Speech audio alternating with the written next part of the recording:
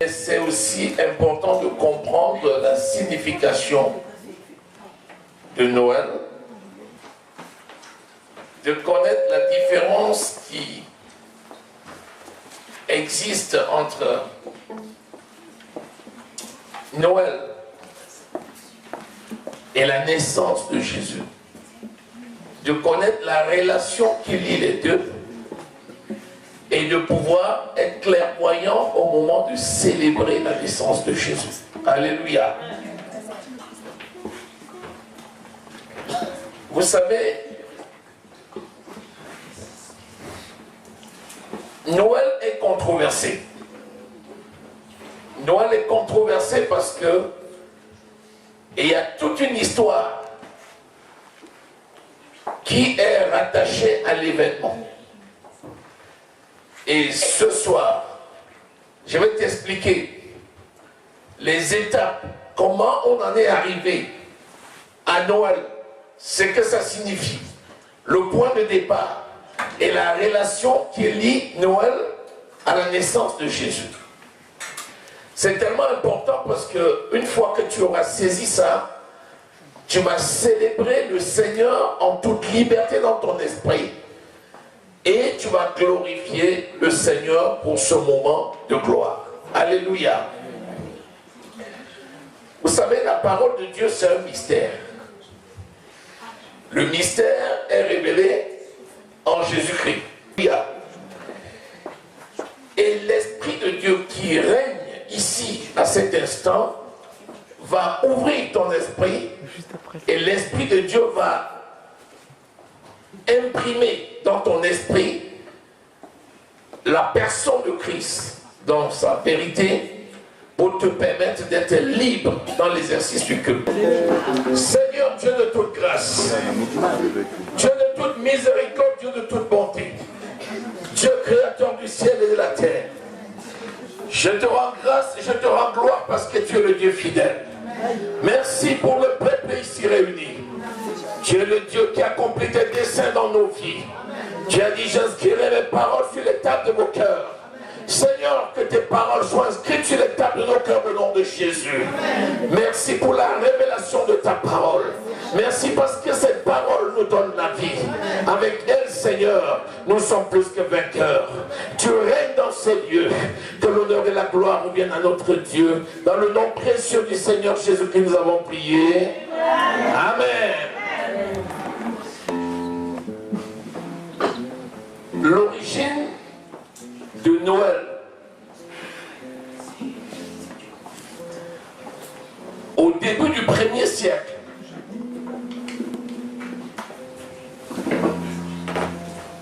il y avait une festivité païenne qui s'appelait le culte mitraïque. Mitraïque de Mitra, qui était l'instigateur de ce culte et qui était en réalité la célébration du solstice d'hiver, c'est-à-dire en plein hiver, lorsque le soleil commençait à prendre le pas sur les ténèbres et que les journées devenaient de plus en plus longues, c'était célébré comme étant une divinité païenne. Et il y avait donc Mitra, qui était le dieu de cette divinité-là, et qui était célébré en ce temps-là. Ils avaient choisi le 25 décembre. Et c'est le 25 décembre que cette fête païenne-là était célébrée. Ce qui était remarquable, c'est que, selon la tradition païenne, Mitra était né de l'explosion d'une roche et avait pour mère Anaït. Et Anaït, la mère de Mitra, c'était une femme qui était vierge, selon la tradition ancienne. C'était en Asie mineure. Vers le 3e siècle, les chrétiens, les communautés chrétiennes de l'époque se sont dit, il est important que nous puissions déterminer l'année de naissance de Jésus. Parce que la Bible ne nous indique pas quand Jésus est né. Et la Bible ne nous indique pas qu'il est né le 25 décembre. Ils ont essayé de connaître la date de naissance de Jésus. Et comme l'événement de la naissance n'avait pas de signification dans le calendrier hébraïque, ils se sont contentés du calendrier solaire. Et donc, à partir de là, ils ont pensé que Jésus serait né le 6 janvier. D'où l'épiphanie. Et une fois qu'ils ont déterminé cette date, ils ont décidé, dès le 4e siècle, qu'ils pourraient organiser, qu'ils pourraient déterminer cette date-là comme étant une date de célébration de la naissance de Jésus, d'autant que la Bible ne disait pas clairement quand Jésus était né. Quel était leur objectif? L'objectif était que la véritable lumière, c'est Jésus-Christ, conformément aux Écritures. Amen. Or, le diable n'a rien inventé. Le diable a tout copié. Et les communautés chrétiennes de l'époque ont dit, ils ne peuvent pas donner une signification comme étant la victoire de la lumière sur les ténèbres pour un culte païen. Alors que nous savons que Jésus, c'est la véritable lumière qui luit au milieu des ténèbres. Et c'est comme ça qu'ils ont décidé, au 4e siècle, de mettre une date de commémoration qui serait le 25 décembre. En ce temps, ils ont mis selon le calendrier grégorien. Et ils ont dit, nous allons mettre une date de célébration, commémoration de la naissance de Jésus le 25. Mais après, il fallait lui donner un nom. Ils ont donc regardé la signification, ce que pourrait dire la naissance. Ils sont rentrés donc dans le dictionnaire latin. Et ils ont vu dans le latin d'où pouvait venir le mot lumière pour expliquer la naissance de Jésus. Et c'est comme ça qu'ils ont vu que le mot, la naissance pouvait venir du mot Naël. Naël, on dit Noël, mais au départ c'était Naël. Et Naël, c'était encore natus. Natus en latin qui veut dire naissance. Ils ont vu qu'en latin, il y avait dies. Dies veut dire jour.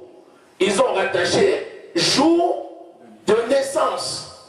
Et en latin, ils ont dit Noël qui vient de Naël, Naël qui vient de natus, natus qui est associé à dies, donc dies natus, donc jour de naissance. Et ils ont dit, selon le latin, dies natus pouvait se condenser pour devenir natalis. Et c'est comme ça que de là est venu Noël. Parce que de natalis en latin, ça donnait dans le dictionnaire catalan de la Catalogne, Nadal. Et Nadal veut dire Noël. C'est comme ça que dans le latin, on est arrivé au mot Noël pour expliquer la naissance, le jour de naissance. Et c'est ça l'origine du mot Noël. Donc Noël tire son origine du latin, c'est-à-dire le jour de naissance, le jour de naissance de la lumière. Et ils ont donc dit, ce n'est pas Mithra, ce n'est pas Mithra qui est la lumière qui luit dans les ténèbres, mais c'est Jésus-Christ qui est la lumière qui luit dans les ténèbres. Ils ont essayé de connaître donc, comme la Bible ne nous dit pas quand Jésus est né, les historiens se sont rendus compte que Jésus serait né entre le 7e et le 5e siècle, à peu près. Ils ont dit si Jésus est né entre le 5e et le 7e siècle, avant Jésus-Christ, ça fait contradictoire. Parce que Jésus serait né avant Jésus. Ce qui n'est pas clair. Mais en réalité, les chrétiens se sont rendus compte que c'était normal. Puisque Jésus était avant toute chose. Il n'a ni commencement, ni fin. C'est-à-dire que les historiens qui cherchaient à connaître la naissance de Jésus se sont rendus compte qu'en réalité, Jésus était avant que le monde ne fût. Et c'est comme ça donc qu'ils ont décidé au IVe siècle de mettre le jour de la commémoration de la naissance de Jésus le même 25 décembre qu'avaient choisi les adeptes de Mithra. Le but était quoi? Le but était de démontrer, de concurrencer et de dominer pour substituer la fête païenne, le substituer par la fête chrétienne de la naissance de Jésus. Amen. Et c'est donc comme ça que la décision a été prise de célébrer Noël le 25 décembre. Amen. Il n'y a qu'en Orient, dans le Moyen-Orient. Dans le Moyen-Orient, il y a l'église apostolique araméenne qui a maintenu la date de célébration de Noël le 6 janvier. Le 6 janvier par rapport à la date initialement, qui était choisie initialement selon le calendrier solaire. Mais sinon, tous les autres chrétiens ont dit, le même jour que ces gens décident de célébrer leur Dieu Mithra, nous allons décider de célébrer le Seigneur Jésus-Christ, parce que c'est Jésus qui est réellement la lumière qui est lui au milieu des ténèbres. Ce n'est pas Mithra. Alléluia. C'est donc comme ça que au IVe siècle, ils ont pris cette décision, et ce n'est qu'au XIIIe siècle. Ce n'est qu'au XIIIe siècle que les communautés chrétiennes ont dit, oui, nous allons valider cela, c'est-à-dire nous allons valider la commémoration de la naissance de Jésus, pas l'anniversaire.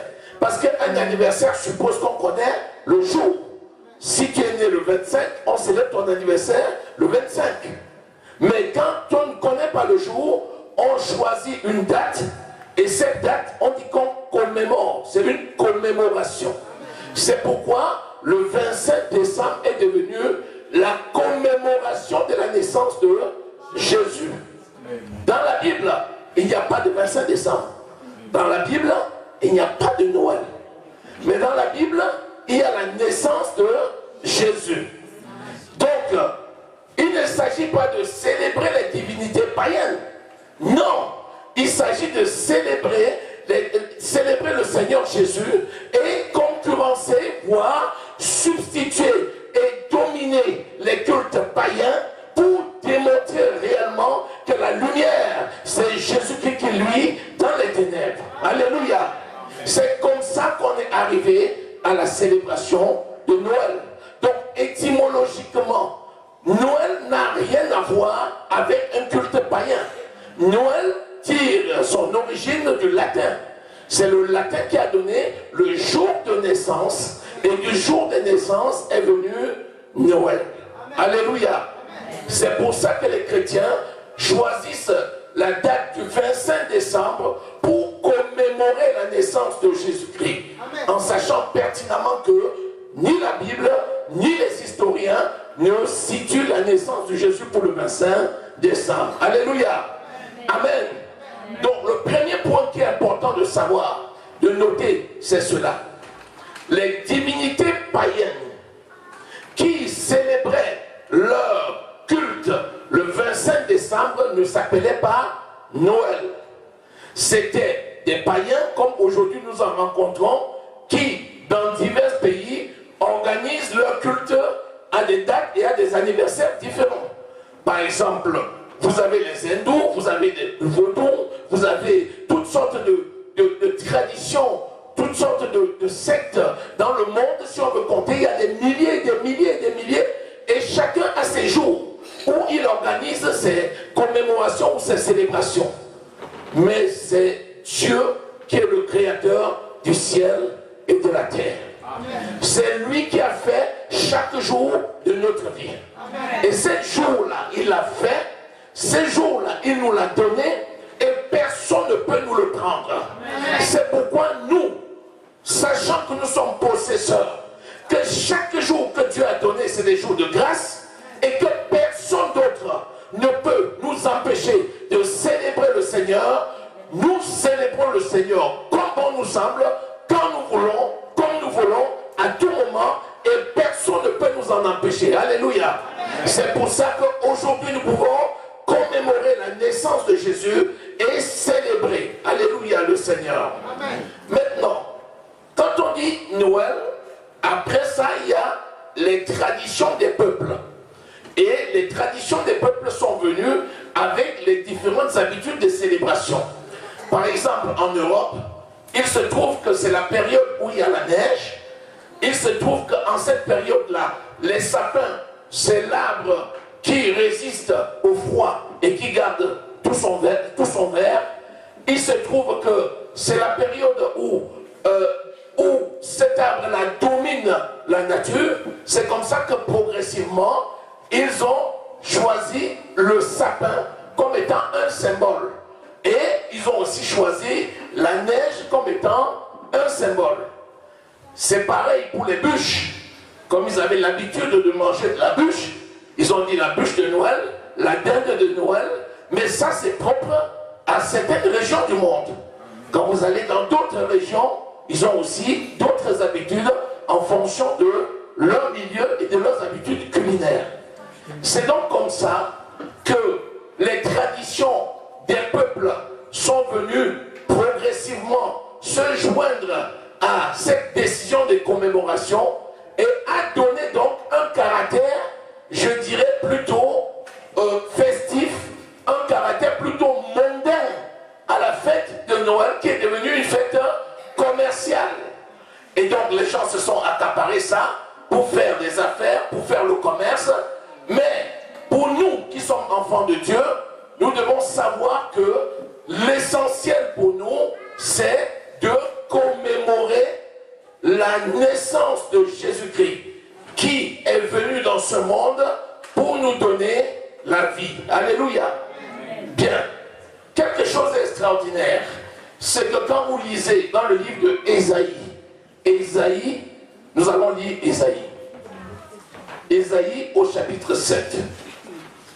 Nous allons voir que le prophète Ésaïe a annoncé la naissance de Jésus-Christ plus de 700 ans avant que Jésus-Christ ne vienne. C'est-à-dire que Dieu avait parlé par ses prophètes. Et donc il a demandé, il a parlé par la bouche d'Ésaïe, et le prophète Ésaïe a annoncé la naissance de Jésus. Donc nous voyons que cette annonce est arrivée 700 ans. 700 ans avant que Jésus ne naisse. Nous allons prendre la Bible, nous allons lire Ésaïe au chapitre 5. Ésaïe au chapitre 5. Vous allez lire. Allez. Le verset 5. Ésaïe 5, verset 5. Amen. Amen. Lis la parole. Amen. Amen. Oui. Voilà pourquoi c'est le Seigneur lui-même qui vous donnera un signe. La Vierge sera enceinte, elle mettra au monde un fils et l'appellera Emmanuel. Amen. Amen. Alléluia. Amen. Donc nous voyons que 700 ans avant la naissance de Jésus, Dieu avait parlé par le prophète Ésaïe. Amen. Et le prophète Ésaïe avait déjà annoncé que la Vierge sera enceinte et qu'elle donnera la naissance à un fils. Lisons Ésaïe 9, verset 5.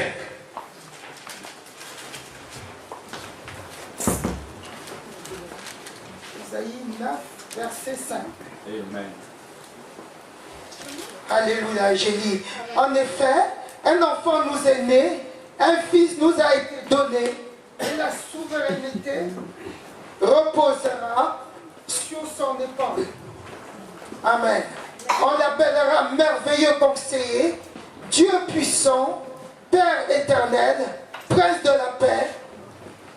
Alléluia. Amen. Amen. Amen. Bien.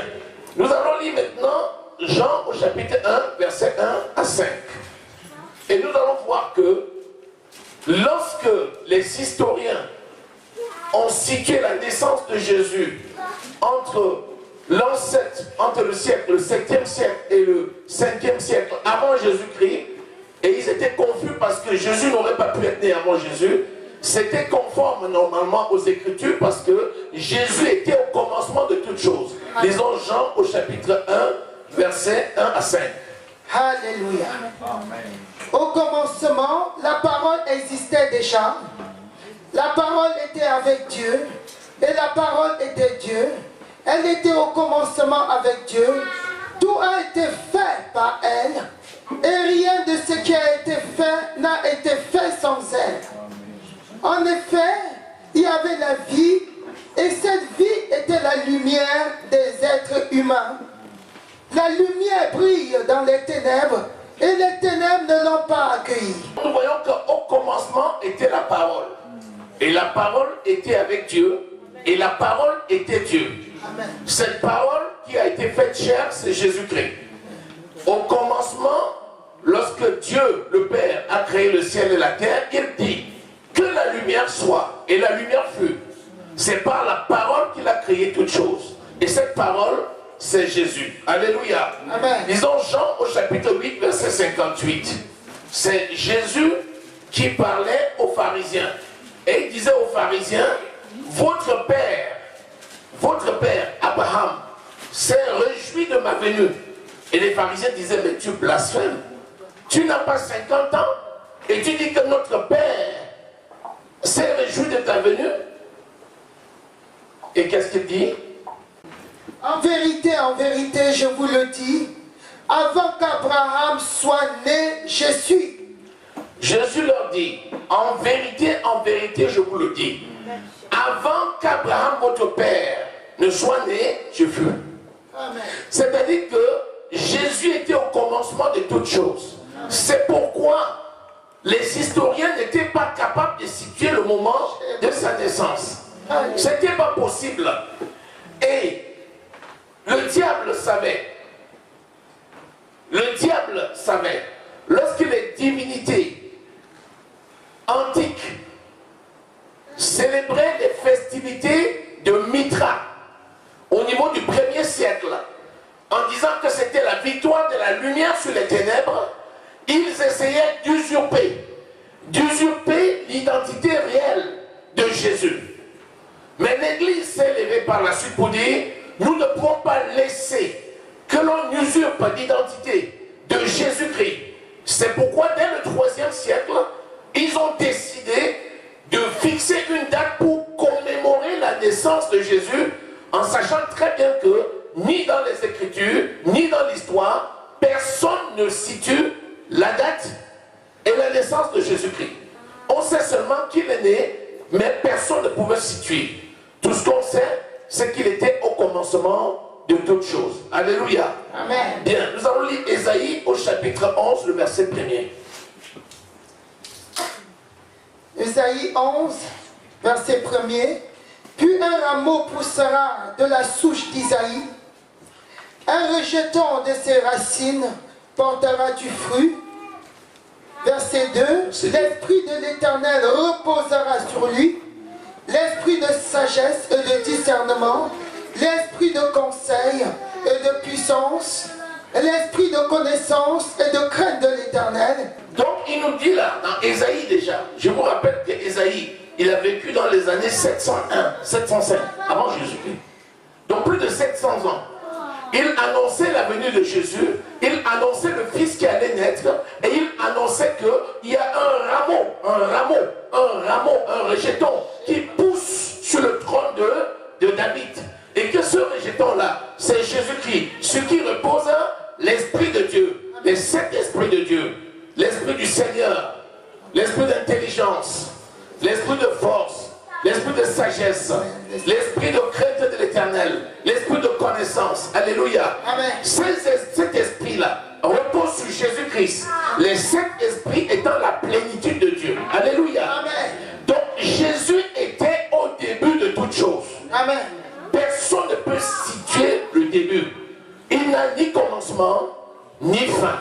Amen. Alléluia. Amen. Bien. Il a été annoncé par un contemporain à lui, Jean-Baptiste. Parce que 700 ans avant, les prophètes avaient annoncé, mais il s'est écoulé 700 ans. Les gens ont eu le temps peut-être d'oublier. Mais un contemporain, quelqu'un qui est né dans la même période que lui, un tout petit peu avant lui, quelques mois avant lui, Jean-Baptiste a annoncé la venue du Messie. Nous allons lire Luc au chapitre 1er, versets 1 à 15.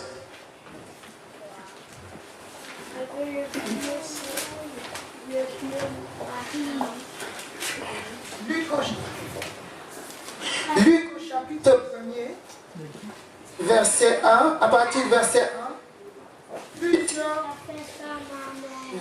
plusieurs ont entrepris de composer un récit des événements qui se sont accomplis parmi nous. D'après ce que nous ont transmis, ceux qui ont été des témoins oculaires dès le commencement et qui sont devenus des serviteurs de la parole, il m'a donc paru bon, à moi aussi, qui me suis soigneusement informé sur toutes ces choses dès l'origine, de te les exposer par écrit d'une manière suivie, excellent Théophile, afin que tu reconnaisses la certitude des enseignements que tu as reçus. Amen. Amen. Verset 5. Durant le règne d'Hérode sur la Judée, il avait un prêtre du nom de Zacharie, de la classe d'Abia. Sa femme était une descendante d'Aaron et s'appelait Élisabeth. Tous deux étaient justes devant Dieu. Ils suivaient d'une manière irréprochable tous les commandements et toutes les lois du Seigneur. Ils n'avaient pas d'enfants parce qu'Élisabeth était stérile et ils étaient l'un et l'autre d'un âge avancé. Verset 8. Or, pendant que Zacharie remplissait la fonction de prêtre devant Dieu, c'était le tour de sa classe. Il fut désigné par le sort, d'après la règle en vigueur pour les prêtres, pour entrer dans le temple du Seigneur et y brûler le parfum. Toute la multitude du peuple était dehors en prière à l'heure de l'offrande du parfum. Verset 11. Alors un ange du Seigneur apparut à Zacharie et se tint debout à droite de l'autel des parfums. Verset 12. Zacharie fut tremblé en voyant et la peur s'empara de lui. Mais l'ange lui dit, n'aie pas peur Zacharie, car ta prière a été exaucée. Ta femme Élisabeth te donnera un fils et tu l'appelleras Jean. Il sera pour toi un sujet de joie et d'allégresse et beaucoup se réjouiront de sa naissance. Verset 15. Car il sera grand devant le Seigneur, il ne boira ni vin ni boisson alcoolisée et il sera rempli de l'Esprit Saint dès le ventre de sa mère. Il ramènera beaucoup d'Israélites au Seigneur, leur Dieu. Il marchera devant Dieu avec l'esprit et la puissance d'Élie pour amener le cœur des pères vers leurs enfants et les rebelles à la sagesse des justes, afin de préparer pour le Seigneur un peuple bien disposé. Alléluia. Amen. Vous voyez, après l'annonce des prophètes 700 ans avant, cette fois-ci, c'est Zacharie et Élisabeth qui sont avancés en âge, qui n'ont pas d'enfants, alors qu'il a une fonction de sacrificateur. Et il est au temple en train de faire son travail, lorsque l'ange de l'Éternel lui dit, voici, Élisabeth deviendra enceinte, et elle donnera naissance à un fils que tu appelleras Jean. Et Jean préparera le peuple, et il marchera devant le Seigneur. Et le peuple viendra trouver, le Seigneur viendra trouver un peuple préparé par Jean. Vous voyez? Donc, premier témoignage rendu par les prophètes 700 ans auparavant. Deuxième témoignage rendu par Jean, qui est né juste quelques mois avant Jésus. Et à partir de là, nous voyons progressivement comment Jésus arrive en chair pour accomplir la mission qui était la sienne. Alléluia. Amen. Bien, nous allons lire maintenant. Nous voyons nous allons lire Luc au chapitre... Nous allons lire Jean au chapitre 1er, verset 1 et le verset 12. Et nous allons voir donc comment Jésus vient et pourquoi Jésus vient. Et c'est très important de comprendre parce que c'est la naissance de Jésus et c'est le moment de comprendre cela. Amen. Amen. Au commencement, Jean 1, à partir du verset 1. Au commencement, la parole existait déjà. La parole était avec Dieu et la parole était Dieu. Elle était au commencement avec Dieu. Tout a été fait par elle et rien de ce qui a été fait n'a été fait sans elle. En effet, au verset 4, en elle, il y avait la vie et cette vie était la lumière des êtres humains. Amen. Amen. Donc la parole qui est venue, c'est la vie. La vie qui est venue éclairer les êtres humains. Donc Ésaïe avait annoncé, Jean-Baptiste l'a annoncé et la lumière est venue. Nous voyons là maintenant que c'est la véritable lumière, par opposition à la lumière qui, lui, dans les ténèbres, selon les festivités païennes de Mithra, au 1er siècle. Vous voyez, c'est pourquoi les chrétiens ne doivent pas se laisser voler ce qui leur appartient. Chaque jour de ma vie, c'est un jour de grâce. L'ennemi ne peut pas me dominer. Amen. Je ne laisse pas une partie du terrain à l'ennemi. Chaque jour, c'est un jour de grâce. Je saisis et je fais la mission qui m'est confiée. Amen. Amen. Lisons Jean 8, verset 12.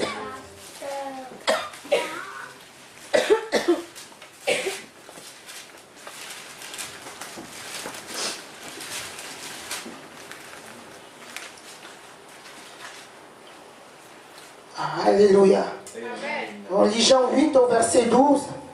Jésus leur parla de nouveau, il dit, je suis la lumière du monde. Celui qui me suit ne marchera pas dans les ténèbres, mais il aura au contraire la lumière de la vie. Alléluia. Amen. Jésus est la lumière du monde. Celui qui suit Jésus a la lumière de la vie. Donc les croyants se mettent le 25 décembre. Pendant que les païens célèbrent leur divinité païenne, les enfants de Dieu célèbrent Jésus. Amen. Et la vie, c'est une démonstration de puissance. Amen. Au moment où ces divinités-là ont été tellement supplantées qu'elles ont aujourd'hui disparu. Amen. Alors que dans le temps antique, en Asie mineure, c'était ça qui était célébré le 25. Maintenant, on célèbre la naissance de Jésus-Christ le 25 et cela a supplanté la célébration des divinités. Et aujourd'hui dans le monde entier, quand on dit 25, on ne dit plus divinité de Mithra, on dit naissance de Jésus-Christ. Alléluia. Amen. Lisons maintenant le déroulement de cette naissance de Jésus dans Luc 1, versets 26 à 33. Amen.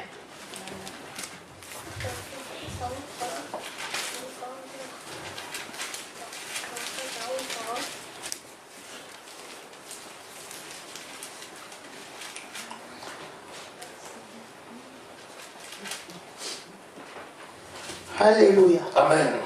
Luc 1, verset 26. Amen. Amen. Le 6e mois, l'ange Gabriel fut envoyé par Dieu dans une ville de Galilée appelée Nazareth, chez une vierge fiancée à un homme de la famille de David appelé Joseph. Le nom de la vierge était Marie.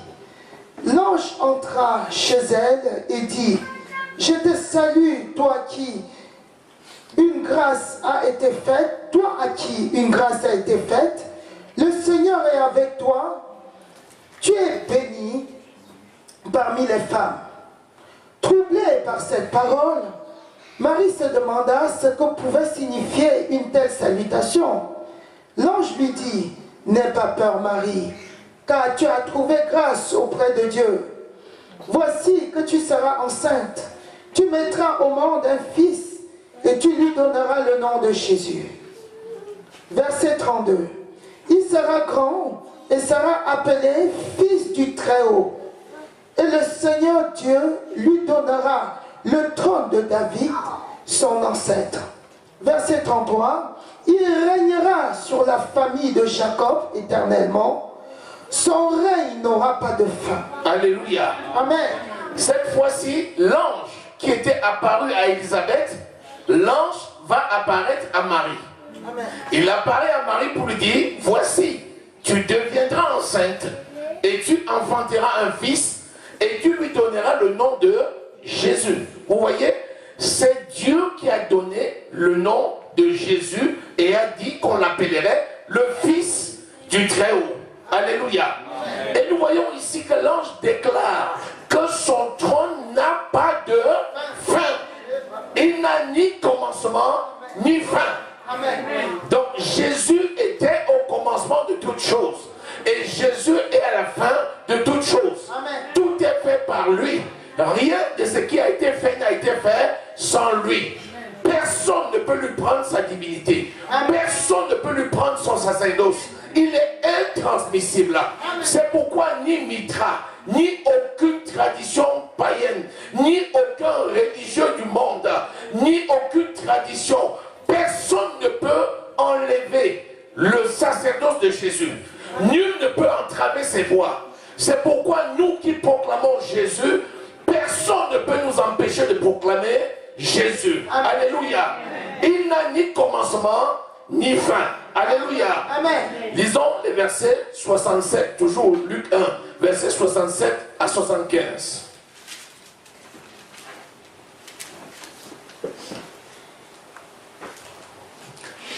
Je vais lire. Alléluia. Oui, vas-y.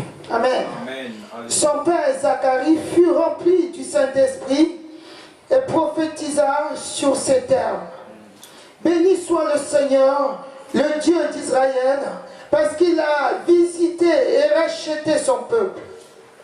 Il nous a donné un puissant sauveur dans la famille de son serviteur David.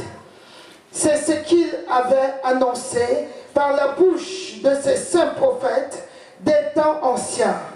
Verset 71, un sauveur qui nous délivre de nos ennemis et de la domination de tous ceux qui nous détestent. Verset 72, ainsi il manifeste sa bonté envers son ancêtre et se souvient de sa sainte alliance, conformément au serment qu'il avait fait à Abraham, notre ancêtre. Verset 74, il avait juré d'après nous avoir délivrés de nos ennemis, qu'il nous accorderait de le servir sans crainte, en marchant devant lui dans la sainteté et dans la justice tous les jours de notre vie. Alléluia. Amen. Donc vous voyez, c'est Zacharie ici, le père de Jean-Baptiste. Zacharie qui était muet jusqu'à la naissance de son fils et qui ici prophétise pour dire la mission de Jésus. Vous voyez ici ce qui est remarquable, le verset 71. Un sauveur qui nous délivre de nos ennemis et de la main de ceux qui nous haïssent. Amen. Vous voyez, Jésus nous délivre de la main de nos ennemis, il nous délivre de ceux qui nous haïssent. Donc la mission de Jésus, c'est de nous délivrer de la main de nos ennemis, c'est de nous délivrer de la main de ceux qui nous haïssent. Et le verset 75, il dit, en marchant devant lui, dans la sainteté et dans la justice tous les jours de notre vie. Donc, c'est une prophétie. Il avait déjà prophétisé que nous qui appartenons à Jésus, nous marcherons devant lui dans la justice et dans la sainteté tous les jours de notre vie. Alléluia. C'est pourquoi nous qui avons cru au Seigneur Jésus, les paroles qui sont lues là, ce sont des paroles qui sont déjà déclarées depuis la nuit des temps et qui s'accomplissent maintenant. Alléluia. C'est pour ça que nous ne pouvons pas échouer. C'est pour ça que je n'échoue jamais. C'est pour ça que l'ennemi ne peut rien contre moi. C'est pour ça que je suis toujours vainqueur. C'est pour ça que quand quelqu'un chancelle, l'Esprit de Dieu est là pour le reprendre, pour l'amener dans la voie, dans la bonne direction, parce que c'est conforme à la parole. C'est déjà écrit. Alléluia. Amen. Oui, le Saint-Esprit agit conformément à la parole qui a déjà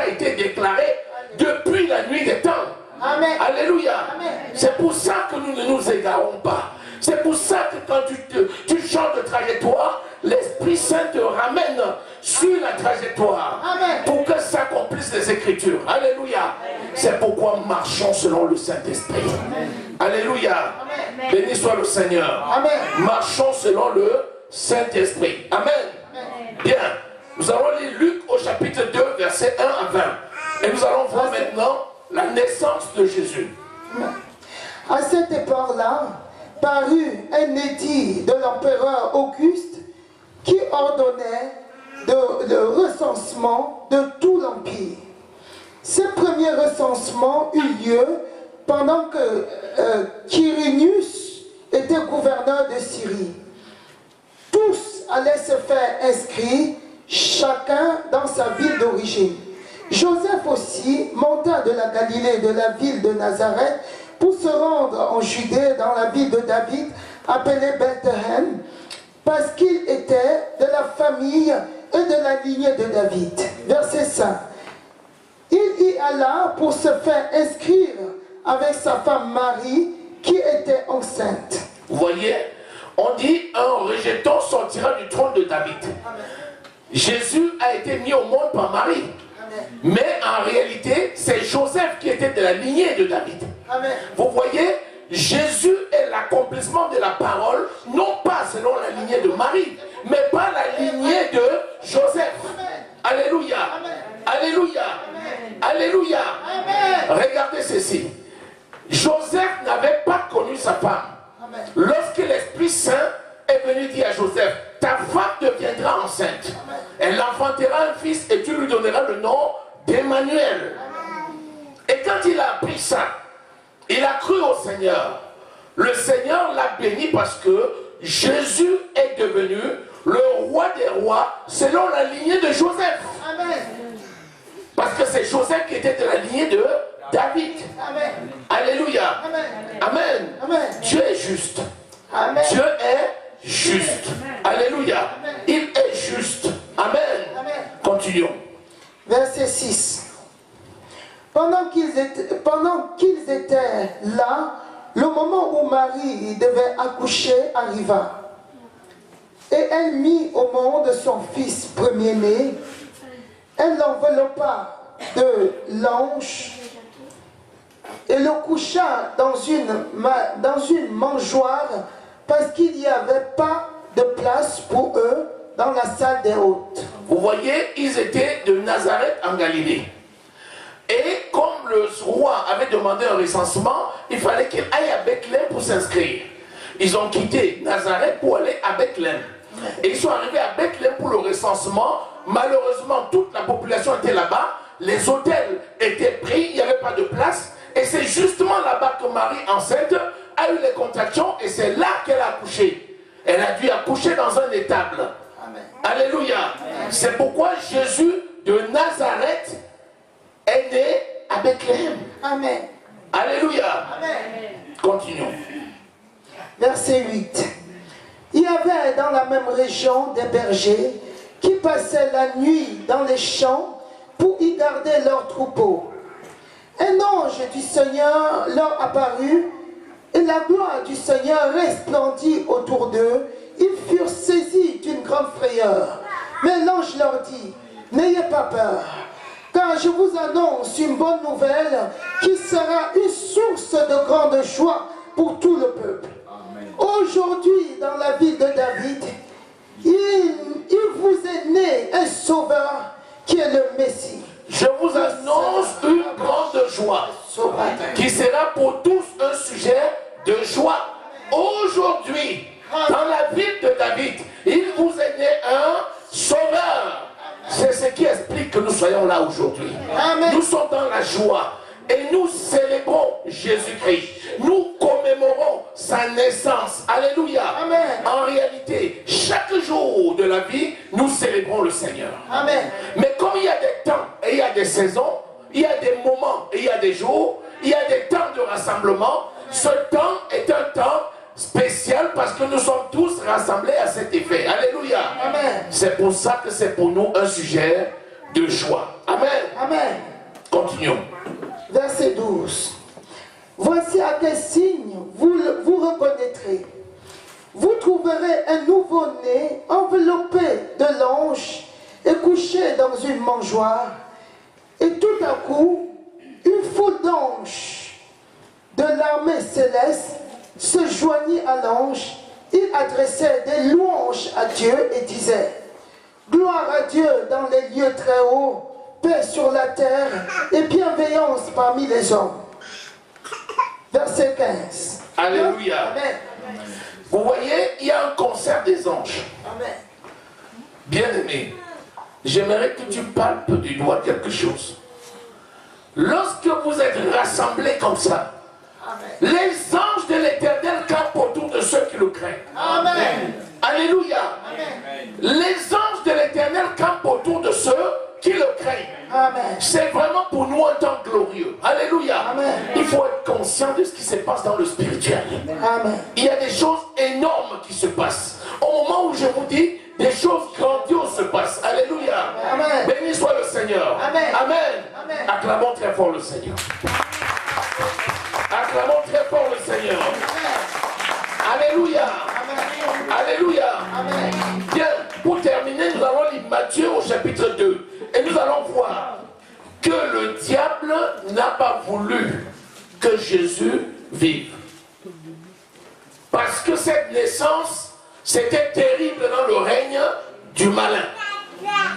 Alors, il était important que le diable essaye de détruire Jésus. Mais il ne pouvait pas. Alléluia. Amen. Et nous allons finir par là. Nous allons lire Matthieu au chapitre 2. Amen. Nous allons voir comment Hérode, sachant que Jésus né venait donner la vie, le diable a utilisé Hérode.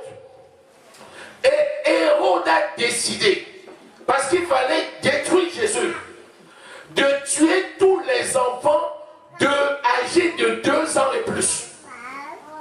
Il a fait tuer tous les enfants âgés de 2 ans et plus, en se disant, si je les liquide tous, il y a la possibilité et la probabilité grande pour que Jésus de Nazareth soit au milieu d'eux. Mais l'ennemi ne peut jamais avoir raison. Dans la nuit, l'ange de l'Éternel est venu et il a dit à Joseph, lève-toi, prends le petit enfant et sa mère et va en Égypte, parce que Hérode cherche à le détruire. Et c'est là où Joseph s'est levé et il est parti et il est resté en Égypte jusqu'à ce que Hérode meure. Et après seulement, il est revenu et il s'est installé à Nazareth. Alléluia. Amen. Donc vous lirez ça, je vous laisse lire ça, et vous verrez que le plan de l'ennemi, c'était de détruire Jésus.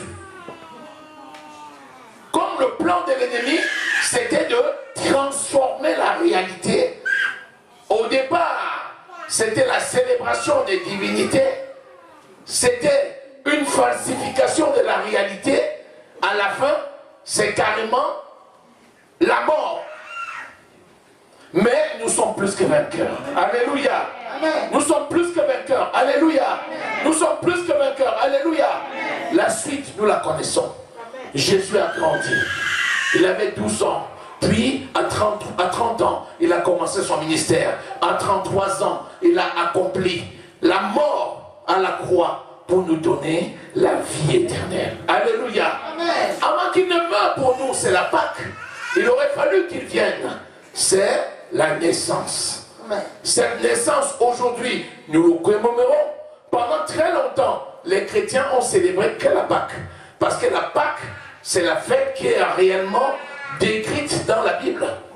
À côté de ça, il y avait la Pentecôte, qui est en réalité une fête juive. La Pentecôte, ce n'est pas une fête chrétienne en réalité. Parce que la Pentecôte, c'était au cours de la Pentecôte que les disciples étaient cachés dans la chambre haute et l'onction est descendue sur eux. Mais ils n'étaient pas en train de célébrer la Pentecôte. Donc nous voyons, il y a la naissance de Jésus, il y a la Pâque et il y a la Pentecôte juive. Alléluia. Béni soit le Seigneur. Si tu as retenu ceci, c'est enregistré, il y aura le CD. Vous allez laisser les liens, vous allez laisser vos mails, on va vous les envoyer. Comme ça, vous allez réécouter et réécouter. Alléluia. Béni soit le Seigneur. Acclamons le Seigneur. Seigneur, merci pour ta parole. Merci parce que Jésus-Christ est venu, né en chair. Lui qui existe sous forme de Dieu. Il est venu en chair pour nous donner la vie. Béni sois-tu, Seigneur, parce que nous célébrons cet événement et nous commémorons cette naissance ce jour. L'honneur et la gloire est à toi. Au nom précieux du Seigneur Jésus que nous avons prié. Amen. Alléluia.